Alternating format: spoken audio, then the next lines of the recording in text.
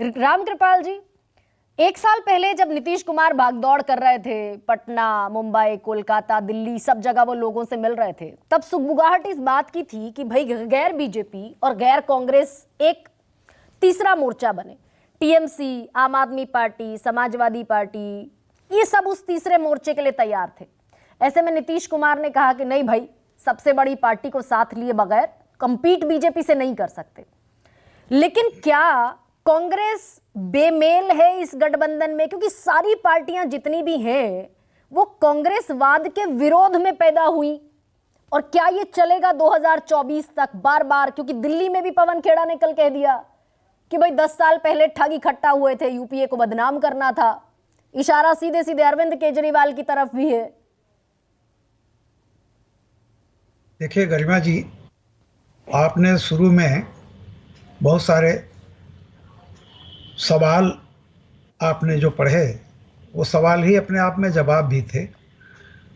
और मैं केवल 2-3 चीजें कह रहा हूं कि 2024 आज अगर अखिलेश कह रहे हैं, जो कि सारी मीटिंग में अखिलेश पार्टिसिपेट किए थे, और अगर हम ये मान रहे हैं कि इंडिया अलायंस बन गया है, हालांकि मैं फिर कहता हूं इस बात को, मैं व्यक्तिगत रूप से किसी भी गठबंधन को तब तक मैं अस्तित्व में नहीं मानता जब तक कि उसका कोई एक संयोजक न हो जाए, उसकी पॉलिसीज क्या हैं और किस तरह का, कुछ चलिए सीट का बंटवारा न सही, लेकिन बाकी चीजें तो तय हो जाए ना।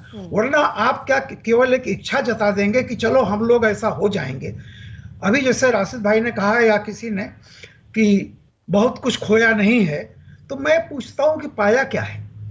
आप बताइए कि एक अलायंस बन रहा है और उस अलायंस में जिसमें अखिलेश शुरू से थे, मैं अपनी बात नहीं कह रहा हूं, लेकिन अगर उसके एक नेता को यह कहना पड़े कि मुझे नहीं पता था कि यह राज्यों के लिए नहीं हो रहा है, जबकि ये बात अब मैं यही कह रहा हूं कि जो आज कहा जा रहा है, जो हम पत्रकार लोग विश्लेषण कर रहे हैं या कोई संकेत निकाल रहे हैं, सवाल इस बात का है कि ये कम से कम एक बात उस सार्वजनिक मंच से पहले दिन क्यों नहीं कही गई कि ये जो भी अलायंस है ये सिर्फ पार्लियामेंट के लिए है, स्टेट के लिए नहीं है। नहीं कहा किसी ने। नहीं, एक बयान शरद पवार की तरफ से आया था। नहीं नहीं, देखिए वो अलग आया। मैं मीटिंग की बात कर रहा हूं, मैं इंडिया अलायंस की तरफ से जो बोलने की बात कर रहा हूं। अगर अलायंस है तो अलायंस की तरफ से कोई एक चीज आनी चाहिए ना। आप इतने पीसी किए, सब जगह पीसी हुई, कहां कहा गया? सबसे पहले गोपाल राय ने यह बात कही थी कलकत्ता की मीटिंग के बाद ही कि ये राज्यों के लिए नहीं लागू होगा। उसके बाद केजरीवाल गए छत्तीसगढ़ में, याद है आपको, बघेल जी को वो क्या क्या कह के आ गए। सब कुछ होता रहा। पंजाब में कह दिया कि हम सारी की सारी सीटों पर लड़ेंगे, कांग्रेस ने कह दिया था कि सारी से। अलका लांबा ने दिल्ली में कह दिया, बंगाल में। तो सवाल इस बात का मैं केवल ये कह रहा हूं कि अगर आप मोटे तौर पर देखें, इस अलायंस में जो भी गुणात्मक, क्वालिटेटिव या क्वांटिटेटिव फर्क पड़ेगा, वो पड़ेगा बंगाल, जहां सीटों का है, बंगाल, बिहार, यूपी और महाराष्ट्र में। 4 हमेशा स्टेट कहता हूं। बाकी साउथ में क्या है, या मध्य प्रदेश में सब जानते हैं बीजेपी और कांग्रेस की लड़ाई है। तो देखिए, सवाल ऐसा नहीं है कि सबको नहीं पता है। हर आदमी यहां पर यह है कि भाई हम क्यों ये जैसे है ना कि दूध डालिए एक एक लोटा। एक प्रधानाचार्य ने कहा, कल कथा है तो बच्चों से कहा दूध ले आना, तो हर आदमी सोचा कि सब तो दूध लाएंगे ही, मैं पानी डाल देता हूं। वही हालत यहां पर हो रही है। कोई लेने को तो तैयार है सब लोग, देने को कोई तैयार नहीं है। और मैं डे 1 से ये बात कह रहा था, अभी सब हमारे मित्रों ने भी ये बात कही कि कोई गठबंधन बड़ा तभी, ये संभव तभी है जब आप कुछ छोड़ने को तैयार हो।